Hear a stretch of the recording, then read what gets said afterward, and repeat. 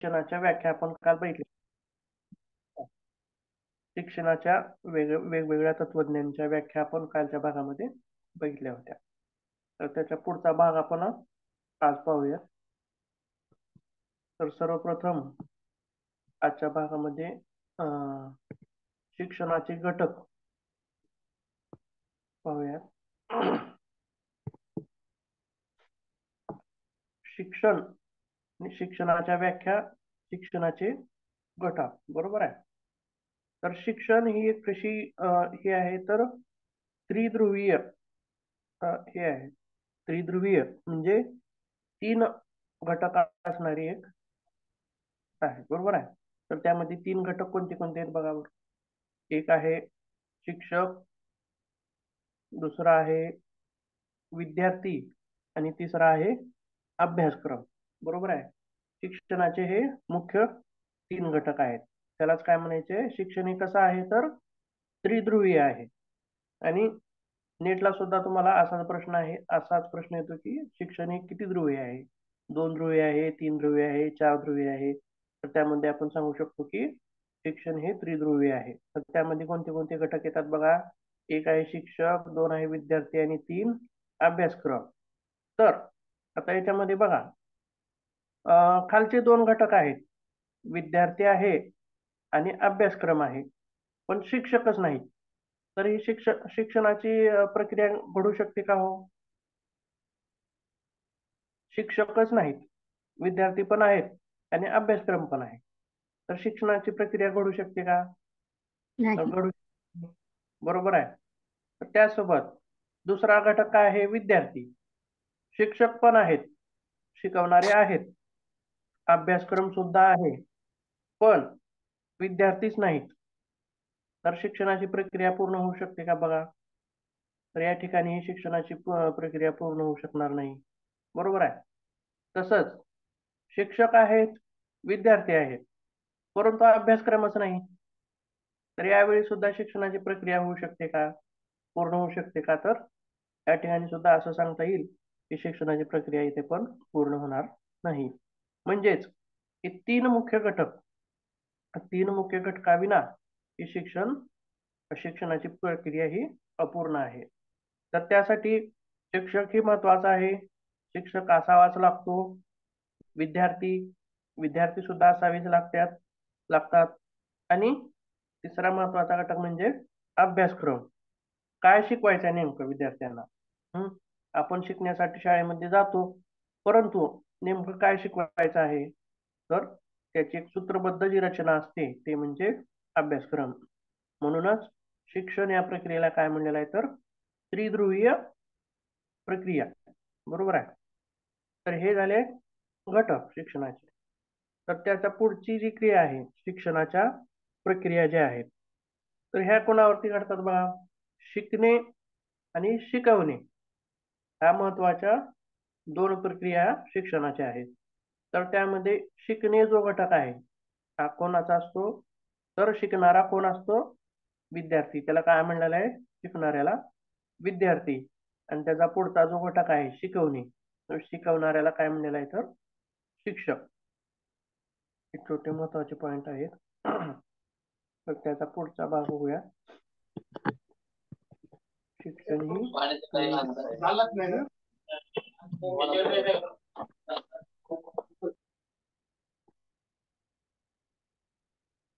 आता महत्वाचा भाग शिक्षणाचे.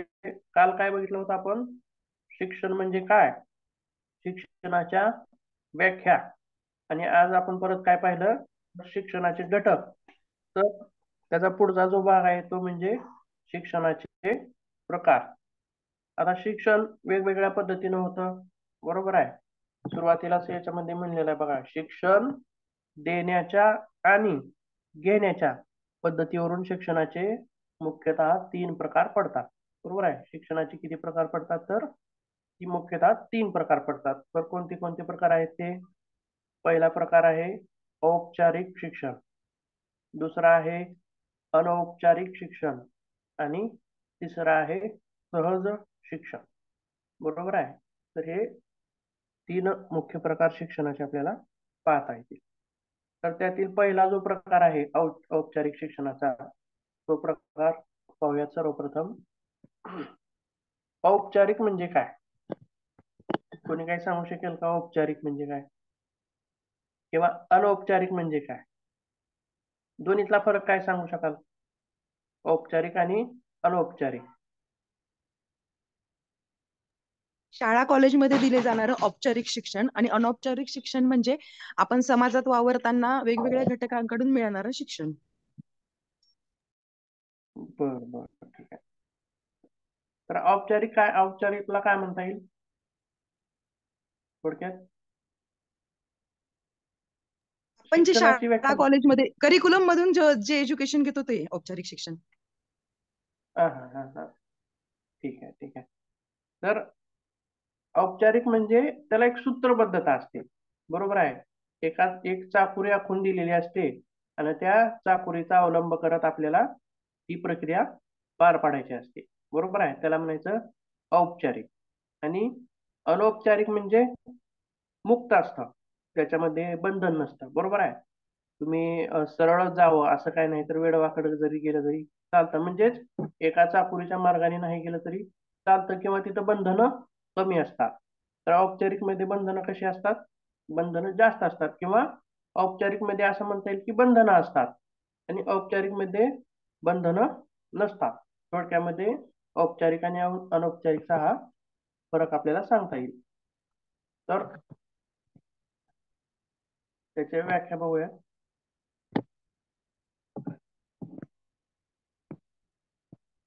औपचारिक शिक्षण, आता यामध्ये काय सांगितलेलं आहे?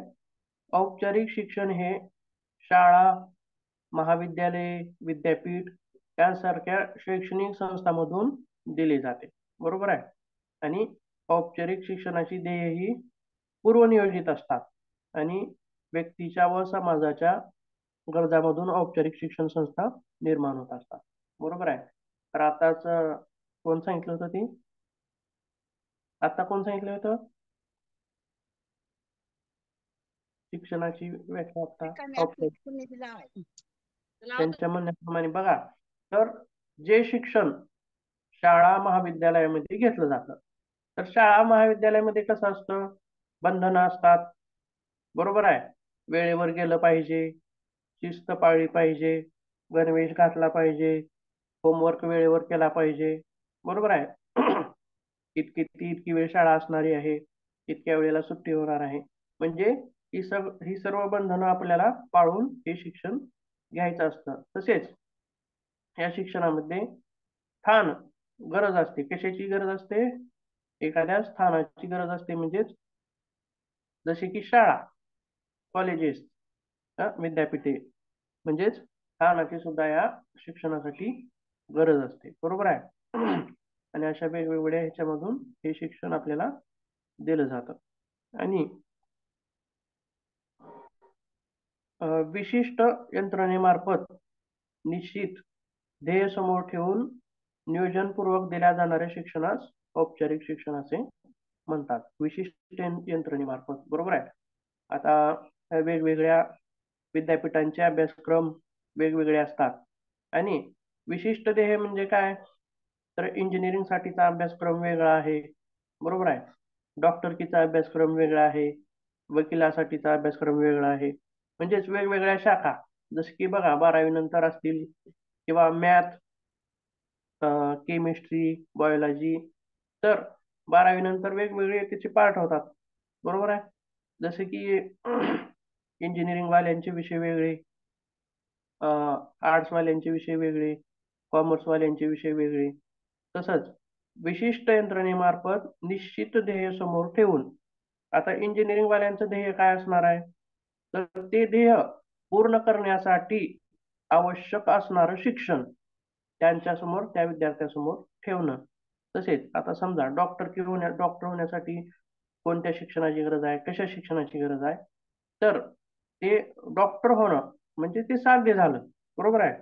तर डॉक्टर होण्यासाठी आपल्याला ते साध्य मिळवण्यासाठी कोणत्या शिक्षणाची गरज आहे? तर ते शिक्षण त्या विद्यार्थ्यासमोर ठेवणे म्हणजे निश्चित ध्येय समोर ठेवून नियोजनपूर्वक दिल्या जाणाऱ्या शिक्षणास आपल्याला काय म्हणता येईल औपचारिक शिक्षण असे म्हणता येईल. तसेच पुढे काय म्हणलेलं आहे की नियोजनबद्ध, बरोबर आहे, साचेबद्ध रचनात्मक शिक्षण म्हणजे औपचारिक शिक्षण. आताच आपण म्हणल्याप्रमाणे नियोजनबद्ध म्हणजे काय की सत्र असतात, प्रथम सत्र असतं, द्वितीय सत्र असतं, बरोबर आहे. आणि हे वरच्या शिक्षणामध्ये झालं. तसेच खालच्या शिक्षणामध्ये सुद्धा 2 सत्र असतात, बरोबर आहे. आणि त्यालाच काय म्हणायचं आहे आपल्याला नियोजनबद्ध, साचेबद्ध आणि रचनात्मक. त्यांची विशिष्ट अशी रचना लावलेली असते, बरोबर आहे. तर रचना काय म्हणता येईल की लहान मुलांसाठी बघा, लहान मुलांसाठी मोठी मोठी पुस्तकं असतात का हो? नाही, छोटी लहान पुस्तकं असतात, छोटे छोटे धडे असतात आणि पुस्तकामध्ये चित्र असतात, बरोबर आहे, जेणेकरून त्यांना शिक्षणामध्ये आवड निर्माण व्हावी आणि शिक्षण ते घ्यावेत. रचनात्मक, बरोबर आहे. आणि जसं जसं आपण पुढे मोठं होत जाऊ तसं तसं आपले विषय वाढतात, तसं तसं आपली पुस्तकं मोठे होत जातात, तसं तसं आपले विषय सुद्धा मोठे होत जातात. आणि ज्यावेळेस आपण मोठे होऊ त्यावेळेस मात्र पुस्तकामध्ये चित्र आपल्याला पाहण्यास मिळतात का? तर नाही, बरोबर आहे. तर यालाच काय म्हणायचं आहे रचनात्मक. लहान पहिलीच्या मुलांसाठी रचना कशी असावी अभ्यासक्रमाची, तसेच 5वीच्या विद्यार्थ्यांसाठी कशी असावी, 10वीची कशी असावी, 12वीची कशी असावी, ग्रॅज्युएशन कसं असावं, म्हणजेच याला काय म्हणायचं आपल्याला रचनात्मक अभ्यासक्रम. आता काय काय म्हणले बघा, नियोजनबद्ध या सत्रामध्ये हे एवढं पूर्ण आपल्याला झालंच पाहिजे, बरोबर आहे. साचेबद्ध आणि रचनात्मक शिक्षण म्हणजेच याला आपण काय म्हणलेलं आहे तर औपचारिक शिक्षण असं म्हणलेलं आहे, बरोबर आहे. तर औपचारिक शिक्षणामध्ये विद्यार्थ्याला शिक्षण घेण्यासाठी शैक्षणिक संस्थेमध्ये प्रवेश घ्यावा लागतो. आताच आपण म्हणल्याप्रमाणे, बरोबर आहे. हे शिक्षण पहिलंच काय म्हणलेलं आहे की ह्या शिक्षणासाठी स्थान लागतं, स्थानाची गरज असते, बरोबर आहे. तर स्थान म्हणजे कोणतं? तर यामध्ये काही तर सर्व शाळा, कॉलेजेस, विद्यापीठ. पहिल्यांदाच आपण औपचारिक शिक्षणाची व्याख्या करताना काय म्हणलेलं आहे की ज्या गोष्टीला बंधनं आहेत त्याला आपण काय म्हणलेलं आहे, किंवा जी गोष्ट चाकोरीबद्ध रीतीने पूर्ण करायची आहे तर त्यालाच आपण काय म्हणलेलं आहे औपचारिक, बरोबर आहे. तर याची उदाहरणं काय देता येईल? सर्व शाळा आणि कॉलेजेस मध्ये दिलं जाणारं शिक्षण म्हणजेच औपचारिक शिक्षण. याच्यामध्ये काय अडचण औपचारिक शिक्षणामध्ये?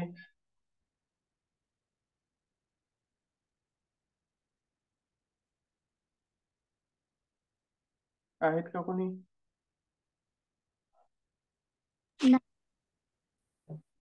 ठीक आहे, पुढे जायचं का मग?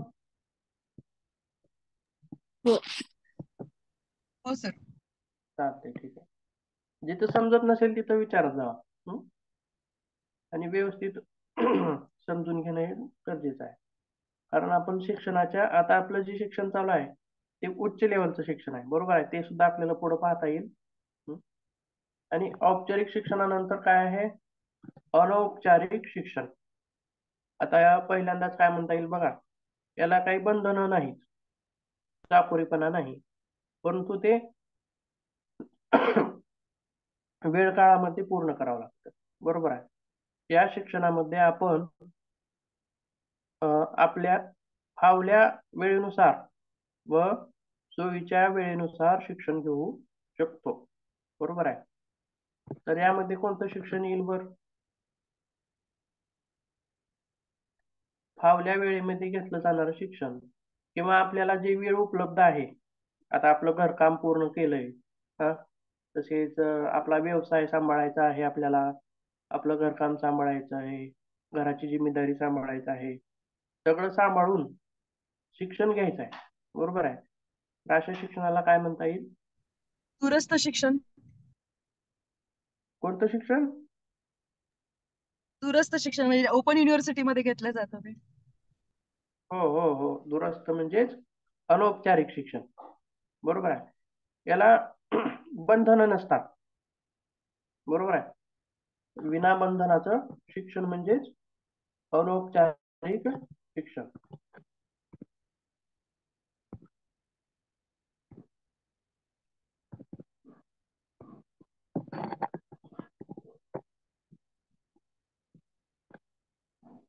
अनौपचारिक शिक्षण.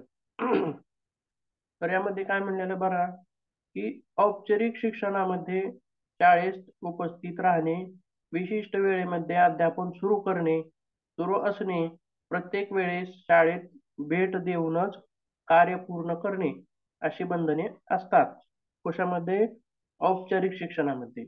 पण मग आता याच्यामध्ये ही अशी बंधनं राहणार आहेत का हो आता? नाही. यामध्ये शाळेला जावं लागणार आहे का? नाही. कॉलेजेसला जावं लागणार आहे का? नाही. विद्यापीठाला जावं लागणार आहे का? नाही. रोज जावं लागणार आहे का? ते पण नाही. हम्म. आणि डायरेक्ट आपल्याला परीक्षेला जरी गेलं तरी चालतं. बरोबर आहे. शाळेमध्ये उपस्थित नाही राहिलं तरी चालतं. विशिष्ट वेळेमध्ये अध्यापन सुरू करणं गरजेचं आहे का? की बाबा सकाळी 9ला शाळा भरते, 10ला शाळा भरते, 4ला सुटते. अशा विशिष्ट वेळेमध्ये हे शिक्षण होतं का? तर ते सुद्धा नाही. वेळेमध्ये विशिष्ट वेळेमध्ये अध्यापन सुरू करणं सुद्धा गरजेचं नाही. बरोबर आहे. प्रत्येक वेळेस शाळेला भेट देणं किंवा भेट देऊन आपलं कार्य पूर्ण करणं हे सुद्धा याच्यामध्ये आवश्यक नाही. बरोबर आहे. आणि या सर्व गोष्टीमुळेच या शिक्षणाला अनौपचारिकता प्राप्त होते. बरोबर आहे. आणि त्याच्या पुढे काय म्हणायला पाहिजे की त्यामुळे आपण आपली नोकरी, व्यवसाय किंवा घरकाम सांभाळून शिक्षण घेऊ शकतो. त्याचेच उदाहरण काय म्हणलेले आहेत बघा. उदाहरणार्थ मुक्त विद्यापीठे. आता सध्या जे तुम्ही शिक्षण घेताय MA चं, बरोबर आहे, MA योगाचं, तर तुम्ही घरकाम सांभाळून घेताय का? आपला व्यवसाय सांभाळतोय, बरोबर आहे. हे शिक्षण कशामध्ये येईल सांगा बरं. सध्या जे तुम्ही शिकताय आता औपचारिकतेमध्ये येईल का अनौपचारिकतेमध्ये येईल? त्यामध्ये अनौपचारिकता. काय काय म्हणलात?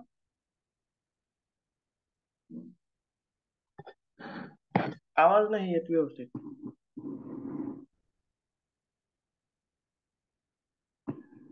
बोला. कोण बोलत होता आता? बोला.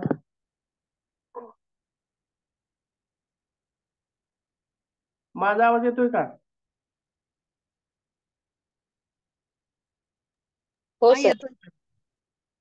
हो, ठीक आहे. तर सांगा आताच काहीतरी उत्तर सांगा. सध्या जे आपण शिक्षण घेतोय त्याला काय म्हणता येईल थोडक्यात? तर आमचं औपचारिकच आहे ना. औपचारिकच आहे. फक्त याच्यामध्ये काय आहे, तर आपण घरकाम वगैरे सांभाळून करतोय पण आपल्याला तास करावे लागतात. बरोबर आहे. निम्न म्हणता येईल याला थोडक्यात. दोन्ही स्वरूपात घेता येईल, औपचारिक आणि अनौपचारिक. थोडेसे गुण इकडचे पण जुळतात आणि थोडेसे गुण तिकडचे पण, औपचारिकतेचे पण आणि अनौपचारिकतेचे पण जुळतात. बरोबर आहे. तर निम्न स्वरूपाचं असं सुद्धा आपण म्हणू शकू. परंतु हे शिक्षण आपलं औपचारिकच आहे. कारण 2 सत्र असतात. बरोबर आहे. 2 सत्राचा अभ्यासक्रम ठरलेला असतो. 2 सत्राच्या परीक्षा होत असतात. बरोबर आहे. सगळं सूत्रबद्धतेनं होत असतं. तास होत असतात. फक्त शाळेचे वगैरे तास सकाळचे असतात. जशीच रात्र शाळा काढलेली होती. बरोबर आहे. कोण काढली होती रात्र शाळा? माहिती आहे का? नाईट कॉलेज पण असतात. हो हो, नाईट कॉलेजेस. त्याची काय गरज होती? तर ज्यांच्याकडे आर्थिक उत्पन्न, आर्थिक रोज कामाला गेल्याशिवाय घर भागत नाही असे आहेत, किंवा रोज कामाला गेल्याशिवाय पोट भरत नाही असे व्यक्ती आहेत. तर अशा व्यक्तींसाठी मग शिक्षण घ्यायचं आहे. तर ते कसं घ्यावं? बरोबर आहे. तर सकाळी दिवसभर काम करायचं, हं? आणि आपला व्यवसाय करायचा, जे काही आपल्या हाताला काम भेटेल ते करायचं आणि अर्थ अर्जन करायचं. आणि ज्यावेळेस संध्याकाळची वेळ मिळेल त्यावेळेस मात्र शिक्षण घ्यायचं. बरोबर आहे.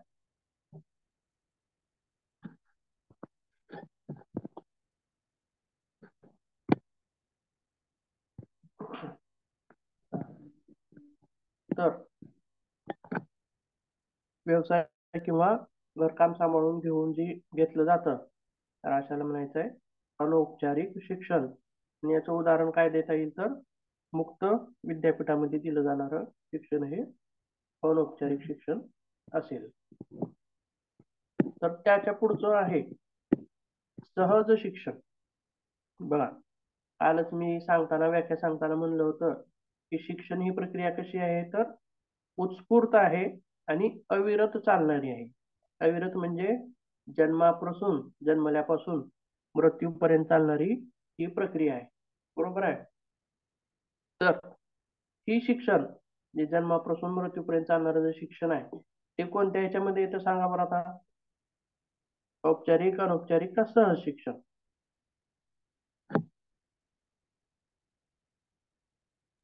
सहज.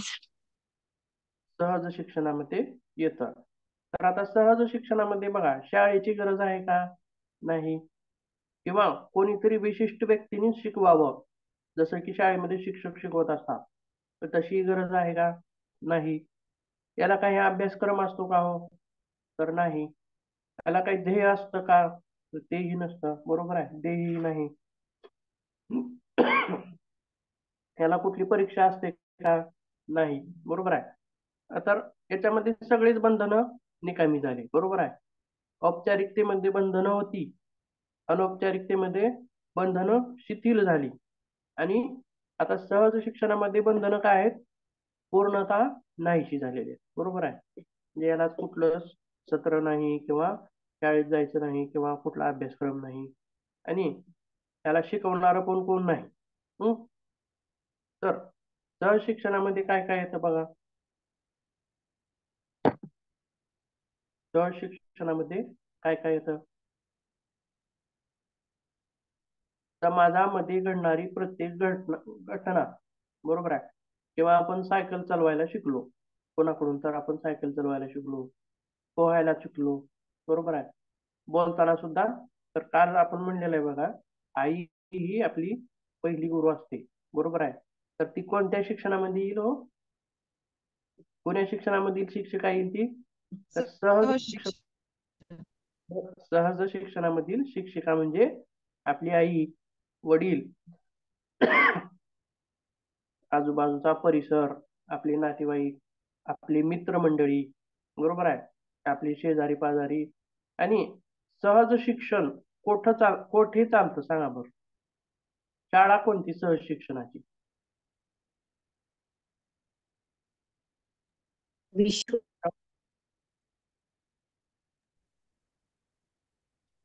काय म्हणतात? सर्वत्र. हो, बरोबर आहे. सहज शिक्षण हे सर्वत्र आणि समाजामध्ये चालतं. बरोबर आहे. समाज ही सहज शिक्षणाची शाळा आहे. आता लहान मूल बघा, वेगवेगळ्या गोष्टी आपण जसं करत असतो. बरोबर आहे. जेवण करणं, हाताने जेवण करतो आपण. बरोबर आहे. लहान मुलं आपल्याला पाहतं, पाहून पाहून पाहून तो सुद्धा जेवण करताना बरोबर हाताने घास घेतं आणि तोंडामध्ये घालतं. नाकामध्ये घालतं का? नाही. हा, बरोबर आहे. किंवा पायाने जेवण करतं का हो? नाही. त्याला काहीच माहित नाही. जन्मल्या त्या मुलाला काहीच माहित नाही. परंतु तर तो शिकतोय कुठून? समाजातून पाहून. जशा जशा आपण क्रिया करतो, हा, तसं जेवण करताना कशी क्रिया करतो, म्हणजे तो जेवायला शिकतोय. कसं शिकतोय तर पाहून शिकतोय. तर काही गोष्टी ऐकून शिकतोय. बरोबर आहे. तर काही गोष्टी स्पर्शाने शिकतोय. अशा वेगवेगळ्या स्वरूपातून तो सहज शिक्षण घेतोय. आणि औपचारिक शिक्षण, अनौपचारिक शिक्षण आणि सहज शिक्षण या तिन्ही शिक्षणामध्ये महत्वाचं कोणतं वाटतंय बरं सांगा तुम्हाला.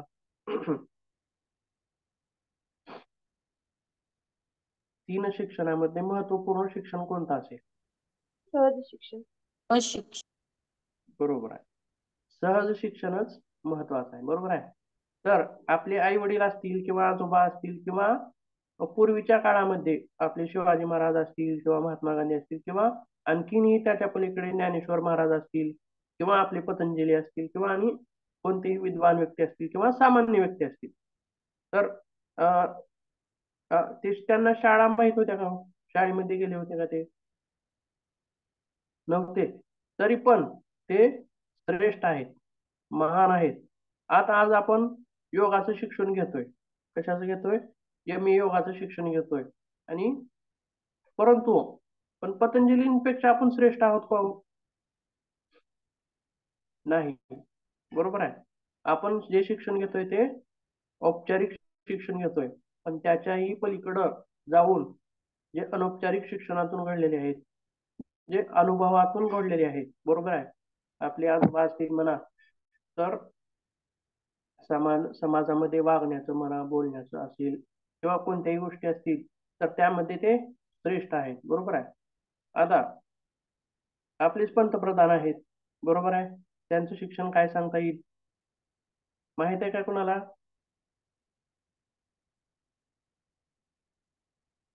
नरेंद्र मोदींचं शिक्षण काय माहित आहे का तुम्हाला, कोणाला?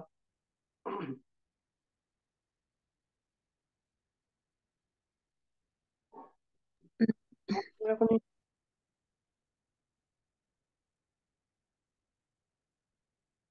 बरेच असे मुख्यमंत्री आहेत, बरेच असे मोठे मोठे व्यावसायिक आहेत. बरोबर आहे. बरेच मोठे मोठे कलाकार आहेत. त्यांचं शिक्षण थोडंसं झालेलं आहे, कमी प्रमाणात झालेलं आहे. बरोबर आहे.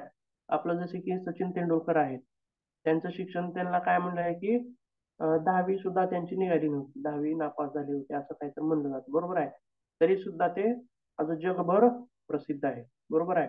तसेच वेगवेगळे मोठे मोठे व्यावसायिक आहेत. बरोबर आहे. काही पंतप्रधान आहेत, काही राष्ट्रपती आहेत, काही मुख्यमंत्री आहेत. असं मोठ्या मोठ्या पदावरती सुद्धा ते ते सांभाळू शकतात. म्हणजे हे शिक्षण त्यांना कुठून मिळालं हो? शाळांमधून मिळालं का? किंवा ज्ञानेश्वर महाराजांना शाळेमधून शिक्षण मिळालं का? नाही. तर औपचारिक आणि अनौपचारिक शिक्षणापेक्षा सुद्धा अतिशय महत्वाचं आणि अतिशय श्रेष्ठ असं शिक्षण हे सहज शिक्षण आहे. बरोबर आहे. परंतु किंमत कोणत्या शिक्षणाला दिली जाते? तर औपचारिक शिक्षणाला. कारण ते अर्थ जमवण्याचं एक साधन आहे.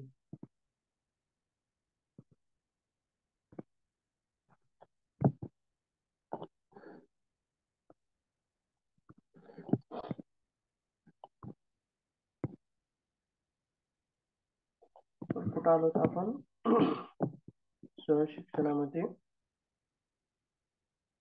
सहज शिक्षण ही सतत चालणारी प्रक्रिया आहे. आपण प्रत्येक क्षणाक्षणाला काहीतरी नवीन अनुभव घेत असतो. बरोबर आहे. आणि या शिक्षणाला वेळ आहे का? या शिक्षणाला स्थान आहे का? नाही. तर हे शिक्षण कोणत्या स्थानामध्ये चालतं? तर समाजामध्ये चालतं. बरोबर आहे. तसंच या शिक्षणाला वेळ आहे का हो? तर नाही. प्रत्येक वेळी, क्षणोक्षणी, प्रत्येक क्षणाला चालणारं शिक्षण म्हणजे सहज शिक्षण आहे. बरोबर आहे. आणि या शिक्षणाला अभ्यासक्रम आहे का? तर अभ्यासक्रम सुद्धा नाही. आणि हे शिक्षण पाहून, ऐकून, अनुभव करून, स्पर्श करून अशा वेगवेगळ्या गोष्टींमधून आपण हे शिक्षण घेत असतो. त्याला काही पुस्तकं आहेत का? तर याला पुस्तकं सुद्धा नाही. समाजच त्याचं एक पुस्तक आहे. पुढं काय म्हणलेलं आहे? जीवनातील सगळेच शिक्षण आपण शाळा महाविद्यालयातून घेत नाही. आपले कुटुंब, मित्र, समाज यांच्याकडून आपणास अनेक अनुभव मिळतात. जसे की उदाहरणात दिलेले बघा, शर्टचे बटन व्यवस्थित लावायला शिकणे, सुबक रांगोळी काढायला शिकणे, अन्नग्रहण, उजव्या हाताने अन्नग्रहण करणे. बरोबर आहे. लहान मुलाचं जे आपण एक उदाहरण दिलं आता, ते पाहून जेवायला शिकतं. मग उजव्या हाताने जेवायचं का डाव्या हाताने? तर आपण त्याला शिकवतो की उजव्या हाताने जेवायचं, म्हणजे हे सुद्धा सहज शिक्षणामध्ये येतं. तर लहान मुलं काय करतं? चप्पल जी घालतं ती उजव्या पायाची डाव्या पायात घालतं, डाव्या पायाची उजव्या पायात घालतं. बरोबर आहे. तर तर त्याला आपण काय सांगतो की उजव्याची उजव्यात, म्हणजे आपण शिकवतो. त्यालाच म्हणायचं आहे सहज शिक्षण. नमस्कार करणे, वंदना करणे, ही वेगवेगळी कौशल्य जी आहेत ते आपल्याला सहज शिक्षणातून मिळतात. त्याचसोबत महत्वाचा घटक म्हणजे नैतिक मूल्य. बरोबर आहे. नैतिक मूल्य म्हणजे खोटे बोलू नये, खरे बोलावे, मोठ्यांचा आदर करावा, बरोबर आहे, चोरी करू नये, अशी जी वेगवेगळी नैतिक मूल्य आहे, असे सर्व नैतिक मूल्य आपल्याला कोणत्या शिक्षणातून घेता येतात? तर सहज शिक्षणामधून घेता येतात.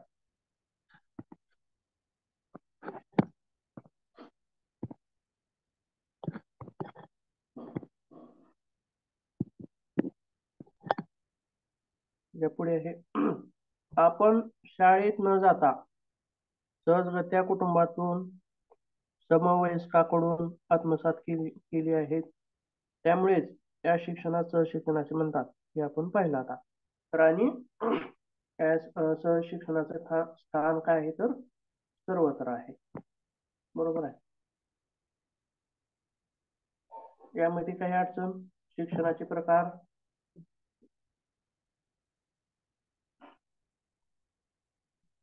नाही सर. चालते, ठीक आहे. तर पुढे जाऊयात आपण.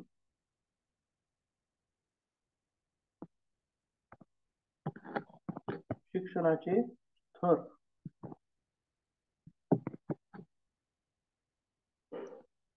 आता आपण काय पाहिलं की शिक्षणाचे प्रकार, आणि त्याचा पुढचा जो भाग आहे आता, तर तो आहे शिक्षणाचे थर. त्यामध्ये सुद्धा जसे की शिक्षणाचे प्रकार 3 होते, औपचारिक, अनौपचारिक आणि सहज. तसंच शिक्षणाचे स्तर सुद्धा किती आहेत? स्मृती स्तर, अवबोध स्तर आणि चिंतन स्तर. आता हे जे विषय आहेत, हे सगळे UGC नेट यांनी दिलेल्या विषयानुसार आपल्याला हे घ्यायचं आहे. तर स्मृती स्तर हे जे मॉडेल आहे किंवा स्मृती स्तराची जी व्याख्या दिलेली आहे, तेव्हा स्मृती स्तर म्हणजे काय हे सांगितलेलं आहे. तर त्याचं कोण सांगितलेलं आहे? तर हर्बर्ट या तत्वज्ञानी स्मृती स्तर सांगितलेला आहे.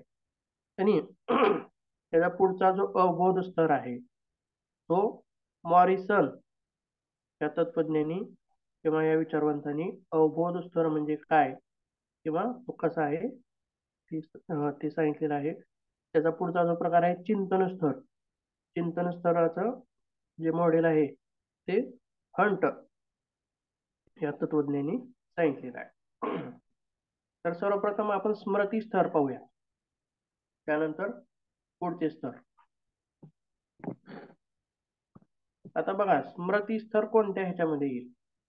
जे शिक्षण बालवाडी असेल, अंगणवाडी असेल, UKG असेल, LKG असेल किंवा पहिली असेल, दुसरी असेल, तिसरी असेल, त्यावेळी कसं शिक्षण असतं? पाठ करायला लावतात बघा. बरोबर आहे. 1 2 3 4 5 पाठांतर असतं नुसतं. बरोबर आहे. आणि आ ई, बरोबर आहे. तसंच उजळणी असेल, बाराखडी असेल, इंग्रजी मुळाक्षर असतील किंवा आणि इतर कोणत्या गोष्टी असतील, पाढे असतील, तर 4 गुणिले 4 8, 4 दुनी 8. तर स्मृती स्तर त्यामध्ये काय असतं? तर फक्त स्मृतीत ठेवणे, शब्द पाठ करणे, उजळणी पाठ करणे, बाराखडी पाठ करणे, हे सगळं कशामध्ये येतो? कशामध्ये येईल हे? स्मृती स्तर. स्मृती ठेवण्यामध्ये. पाठांतर डोक्यात ठेवायचं, फक्त विचारायचं नाही 2 आणि 2 4 का बरं असं विचारायचं. म्हणजे इथं नाही 2 आणि 2 4 होतं, पण 2 आणि 2 4च का होतं? बरोबर आहे. इथं नाही. तर आपण वार म्हणा, वार किती आहेत किंवा रंग किती आहेत, हे सगळं इथं पाठांतर करायचं, स्मृतीमध्ये ठेवायचं आहे. आणि हा स्तर कोणत्या ह्याच्यामध्ये येतो? तर प्राथमिक जे शिक्षण असतं, प्राथमिक शिक्षणाच्या पूर्व शिक्षण म्हणजेच UKG, LKG, बालवाडी, अंगणवाडी हे जे शिक्षण आहे लहान लेकरांचं, तसेच त्याच्या पुढचा भाग म्हणजे पहिली, दुसरी, तिसरी, चौथी इथं पर्यंतचा भाग हा कशामध्ये येतो? स्मृती स्तरामध्ये येतो. तर त्या तत्वज्ञांनी काय सांगितलेलं आहे?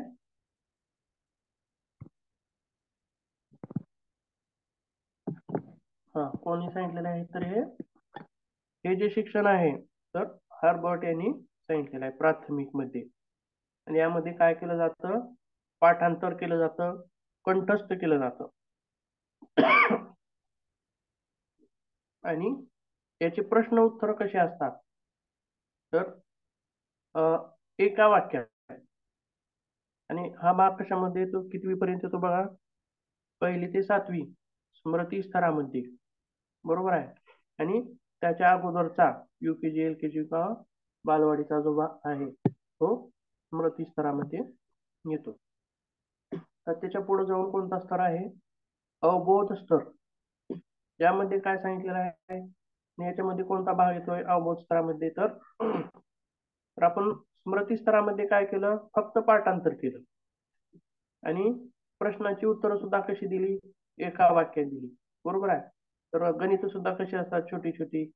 किंवा पाठ कसे असतात? वाचण्यासाठी कसे पाठ असतात? 2-2 शब्दाचे अक्षर असतात, छोटी छोटी अक्षर असतात. बरोबर आहे. स्पेलिंग पाठ केले आपण. पण त्याच्या पुढे जाऊन ज्यावेळेस पुढच्या वर्गामध्ये जातो, स्पेलिंग कशा काढायच्या? पहिल्या वेळेस पहिलं अक्षर कसं काढायचं? आपल्याला कॅपिटल काढायचं आहे. आणि नंतरचे अक्षर कशी काढायचे आहेत? स्मॉल काढायचे आहेत. बरोबर आहे. कॉमा कुठं द्यायचा आहे? पूर्णविराम कुठं द्यायचा आहे? अर्धविराम कुठं द्यायचा आहे? किंवा पॅरेग्राफ कसा पाडायचा आहे? हे कुठल्या याच्यामध्ये येतं? 1ली 2रीला येतं का? येतं हा भाग?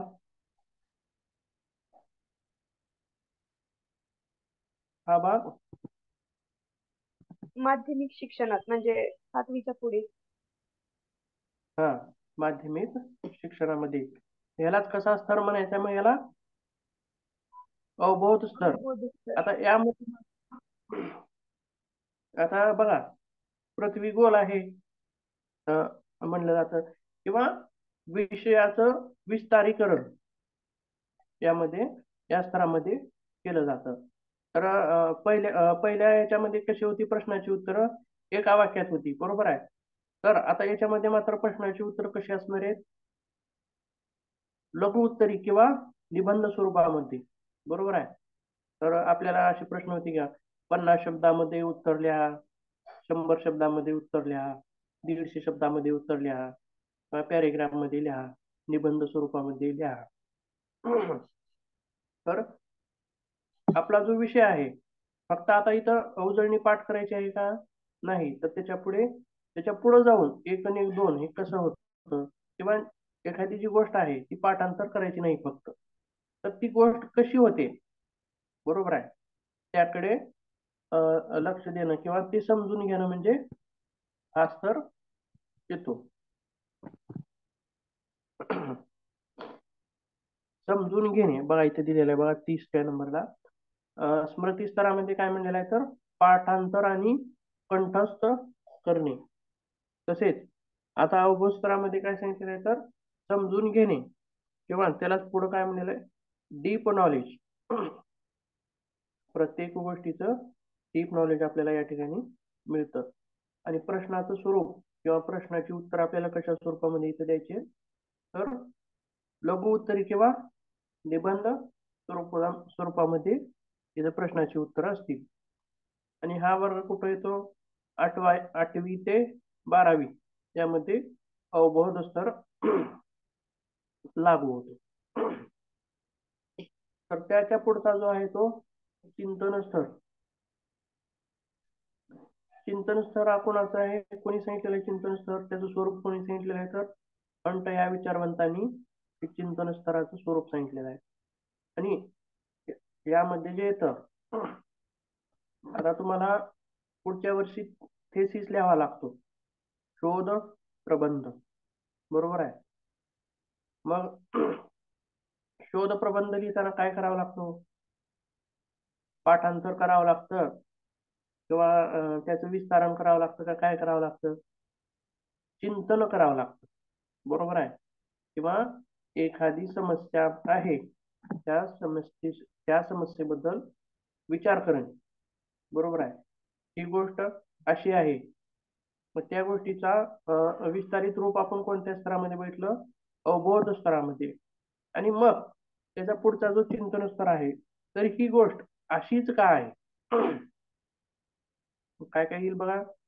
ही गोष्ट आहे, त्या हिचं स्वरूप असं आहे, आणि ही गोष्ट अशीच का आहे? बरोबर आहे. एक आणि एक दोनच होतं. मग दोनच का होतं?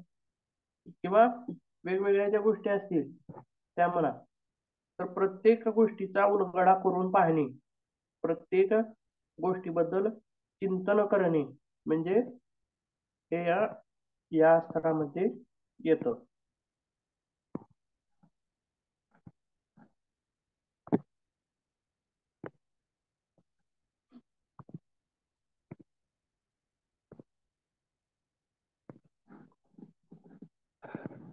या स्तरामध्ये येतं. तर याच्यामध्ये शिक्षण कसं आहे? उच्च शिक्षण आहे. बरोबर आहे. स्मृती स्तरामध्ये प्राथमिक आहे, म्हणजे बालवाडी, अंगणवाडी, 1ली ते 7वी पर्यंतचा भाग स्मृती स्तरामध्ये येतो. आणि अवबोध स्तरामध्ये माध्यमिक आहे, म्हणजे 8वी ते 12वी असं स्वरूप आहे. आणि उच्च शिक्षण चिंतन स्तर जो आहे तो उच्च शिक्षणामध्ये येतो.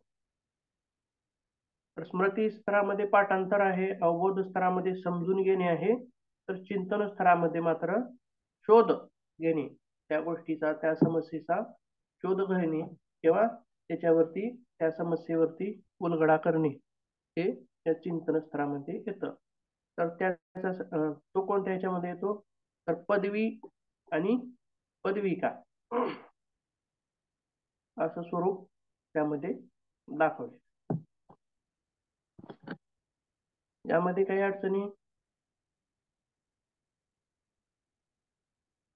किंवा प्रश्न वगैरे काही?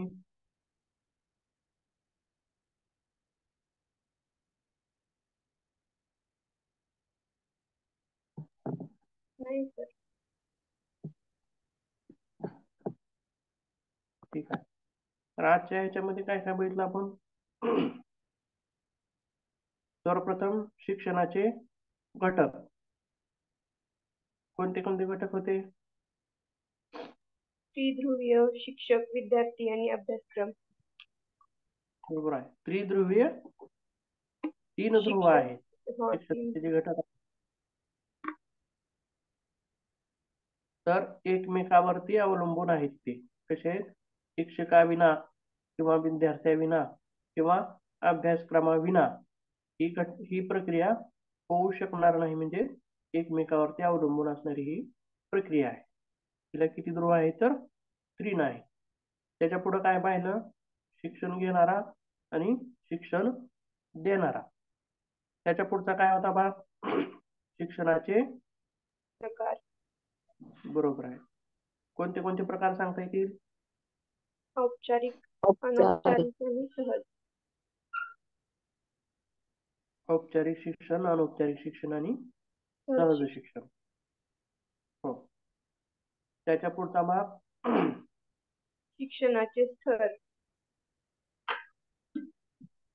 कोणते स्तर पाहिले? स्मृती स्तर, अवबोध स्तर, चिंतन स्तर. हो, बरोबर आहे. छान छान. स्मृती स्तर, अवबोध स्तर आणि चिंतन स्तर. चिंतन स्तर. तर शिक्षणाचे फायदे हा जो भाग आहे तो आपण पुढच्या पिरियड मध्ये पाहूया.